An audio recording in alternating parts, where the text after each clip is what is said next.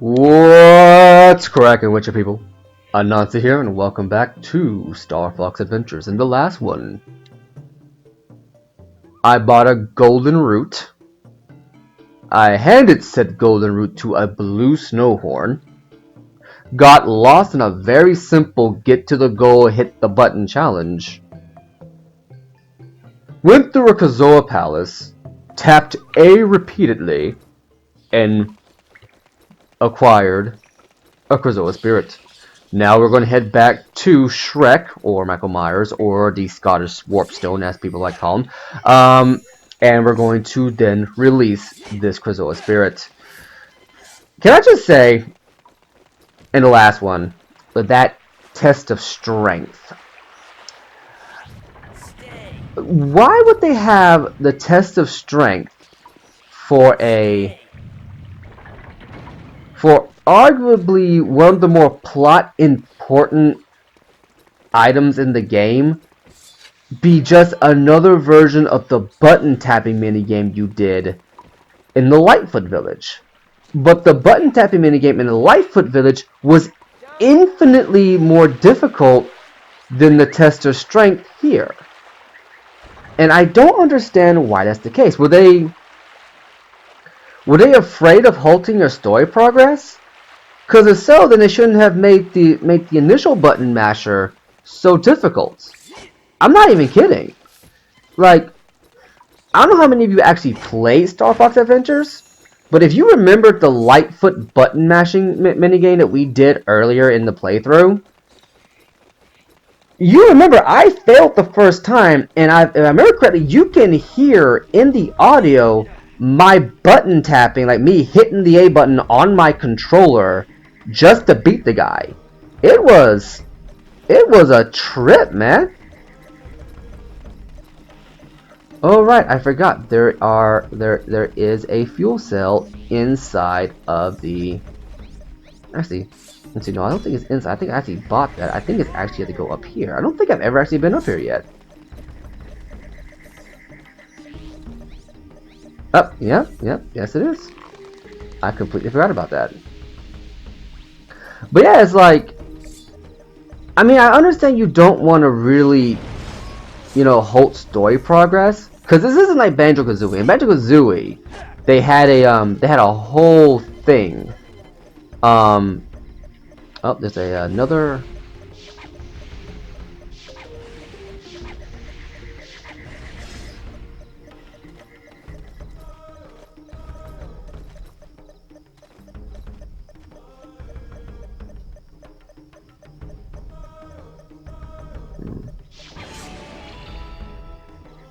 There it is.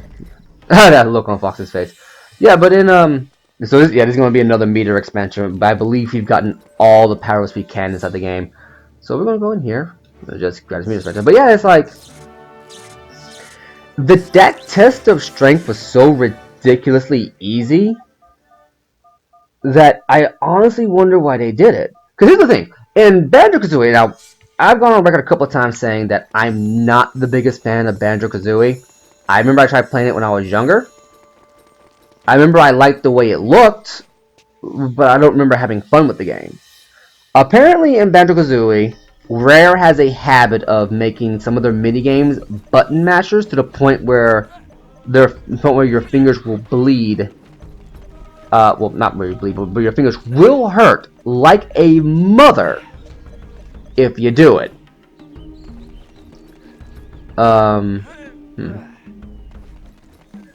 And it can get to the point where it borders on the ludicrous. Now here's the thing. Apparently in Banjo-Tooie there is a character called Canary Mary. Now Canary Mary. You pay this much. No, I paid this much. No, that's too low. Okay, I'll sell it to you. But yeah, it's like, but apparently this Canary Mary is known for her minigame being a button masher. Now you would be forgiven for believing that is a what's the word I'm looking for here? That is just a one-off, like, it's like you just gotta button mash and get through it. No, apparently Canary Mary is such a pain. Pay this much. Okay, I'll sell it I think I believe he might have an infinite number of these. I thought I was going to buy one and be done with it. That's what I was doing down here, but yeah, it's infinite, so we're not doing this anymore. Anyway, so the problem is that Canary Mary operates on two logics. A, it's an endurance race.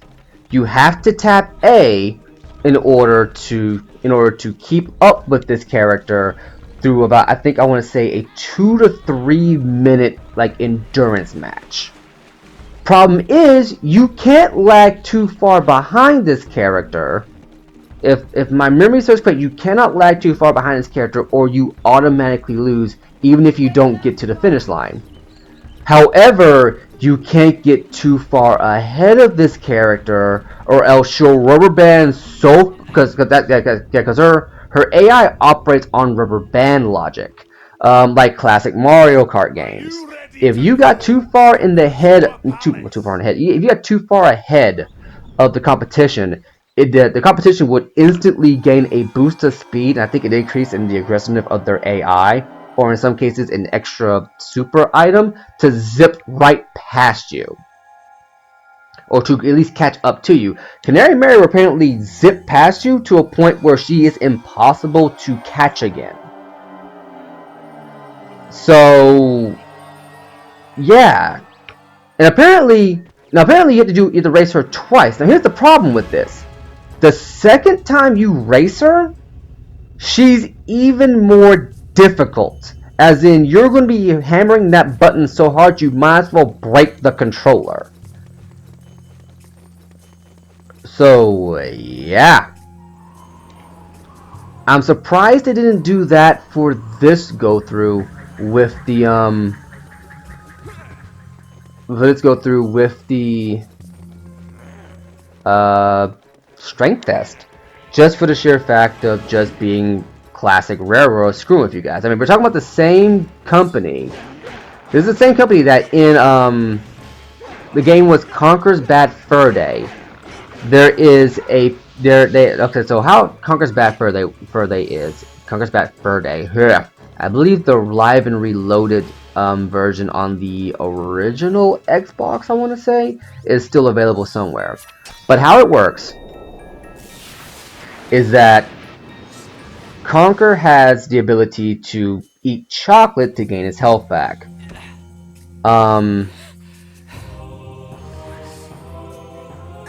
And the developer placed a piece of chocolate behind a cage that you cannot get to and you cannot open.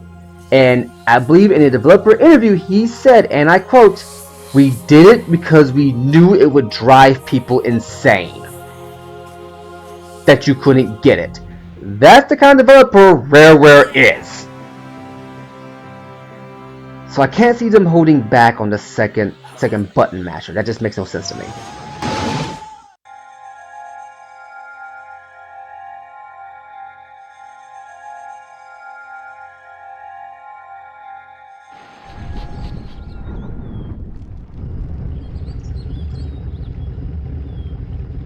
Fox, my boy! 3 spellstones down and only 1 to go! You seem to be getting the hang of this! Now then, it's time for you and Tricky to go to Dragon Rock, your toughest challenge yet. That's easy for you to say, but where do I find the gatekeeper?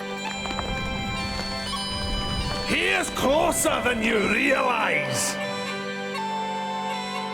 He who has no voice has plenty to say.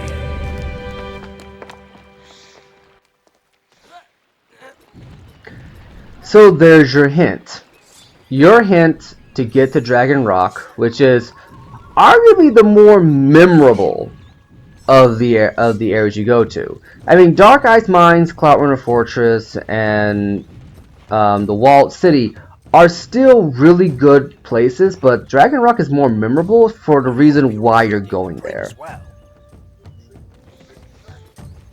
So, yeah, I've been playing with him. As you can see, his colors have changing. He seems to be having a fun time. He's quite the flamboyant little prince. Pretty soon he'll be a queen. Anyway, so how this works, how this works is that, you remember way back in the beginning of the game, I took the time to speak to every Thorntail that I could. And one Thorntail in particular did not want to talk to me. I should have guessed there was something odd about you. The Warpstone said I should find you. I haven't spoken since something terrible happened. Something that I am ashamed to admit. I too attempted to save our planet, but I failed. Tell me, what happened? I led a group of dinosaurs against General Scales. He learnt of our plan before we could act, and launched a full-scale offensive against us. We never stood a chance. He imprisoned 3 of my closest friends on Dragon Rock, and it is also where he has taken the Spellstone. So how did you survive? If Scales let you go, it could only be because... I am the gatekeeper.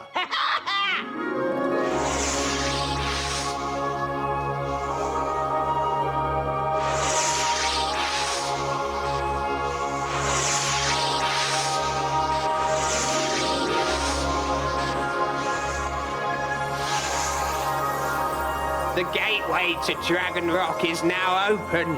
Please help my friends. They are on your side. So that was pretty interesting that when it comes to all of the gatekeepers, I find this one to be the most unique. I mean, yeah, okay, you have enough fuel cells to reach Dragon Rock. I find it interesting that the first gatekeeper we found was Batea, I believe. And how that worked is that the daughter of the actual gatekeeper opened the way and the gatekeeper didn't. The gatekeeper opened the way for us.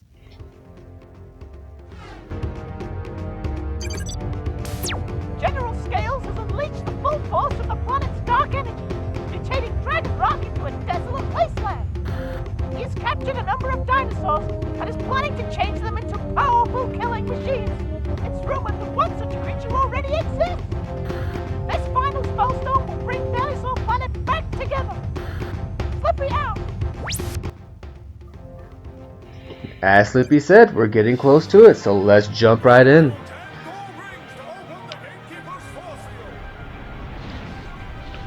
Oh, that's a little bit much, don't you think, General Peppa? But yeah,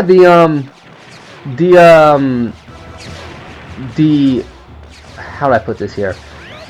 I find it interesting how like each gatekeeper kind of has like a thematic reason, or at least has some different, unique way of how they had to open up the gate. For instance, the gatekeeper for the start, you know, the initial gatekeeper we had to find, he opened the gate. He opened the gate for us, but it turned out that his daughter did the opening for General Scales. However, the second gatekeeper, that one was, we actually had the gatekeeper open the way for us, and it was that same gatekeeper that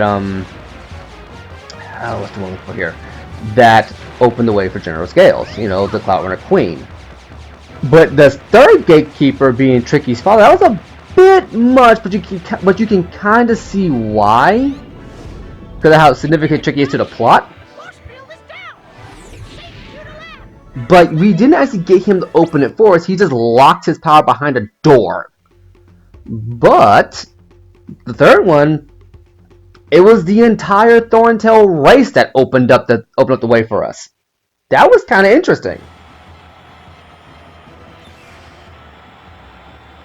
And here we are, Dragon Rock, where General Scales aims to mutate dinosaurs into horrid killing machines. And home to apparently one such creature already. There's something near. Is there, Tricky? Well, What is it? Tricky, where is it? You said there's something there. I don't.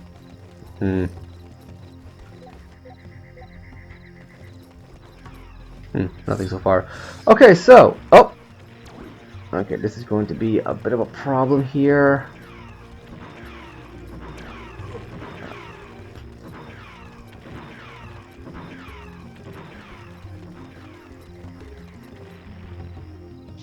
Okay.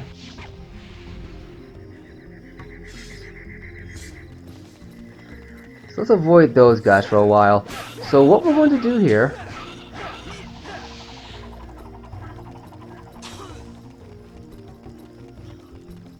Okay, that's a new take on the helicopter little leaflet things. So what we're going to do here is we're going to try to figure out where to go first. Well, we can't climb up there. Yeah, so if my memory serves correct. So we're going to avoid fights for the moment, and we're going to just kind of look around for a bit, because I believe that the way we're supposed to go, actually the thing about this dungeon is very interesting. It's just one open thing. There's no like deeper mechanism to it. Oh, here we are. Okay. Well, we have an Earthwalker trapped in here, but we can't get to him. Interesting.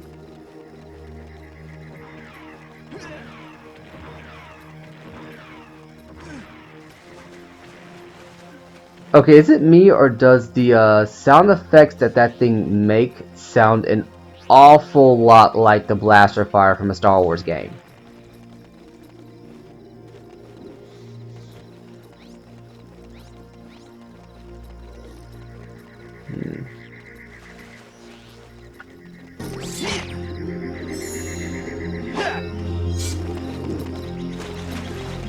Okay, that's an inanimate one.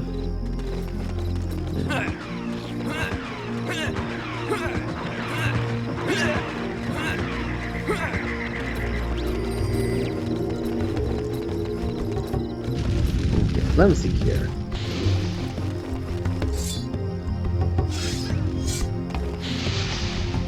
Ah, okay.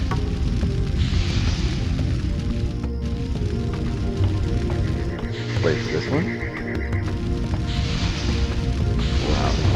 Hit here.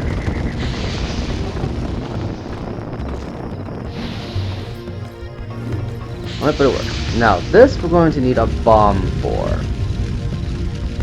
And trust me when I say, getting to it is not going to be easy. Here. Right here. And drop down like so. Now, see, now here's where the bomb is supposed to go, but we can get to it first. Okay, here's the bomb. Hold it. Okay, so now I believe I know exactly where we're starting off first. So there are 3 dinosaurs here we have to save. And I mean we have to save. There's not one of those like, oh, optional, or it's like kind of flavor text thing. It's like you don't do it and you're not getting through the dungeon. Because how this dungeon works is that it's not actually a dungeon at all. It's actually one giant puzzle. It's a lot more like what's the word I'm looking for here? It's a lot more like how the walled city operates. Where Cloud Runner Fortress and the Dark Ice Mines were very clearly dungeons. Like you were not mistaken. Like there was like a whole thing to do. You went down, you opened up secret passageways, you solved puzzles. The Wall City was more like one giant explorative thing. This is how the Dragon Rock operates. You have to go around to a lot of different places and jump through a lot of different hoops to get to several places. As you can see down there in that grating, one of them is down there. We have to save the dinosaur down there in order to get further and further into Dragon Rock. gonna slide down because screw it. It makes really frames. Excuse me, good sir, but I have not the time for you right now. Thank you. I'll get that health. A little bit of health right there. And I'm getting close to time here, actually. But yeah, that's how this one operates. You're going to be doing more exploration-based stuff, but you get a nice little reward for doing the exploration. Like what you're rewarded with as you go through this area is surprisingly fun. It's different from what you've been doing. You have done well to find me, but there are others. Yeah, I know. Your Thorntail friend told me all about it. I am pleased to hear of his safety, but the High Top is not so fortunate. Together, we can free him. Oh, I'm not paid enough for this. Okay, what do we do?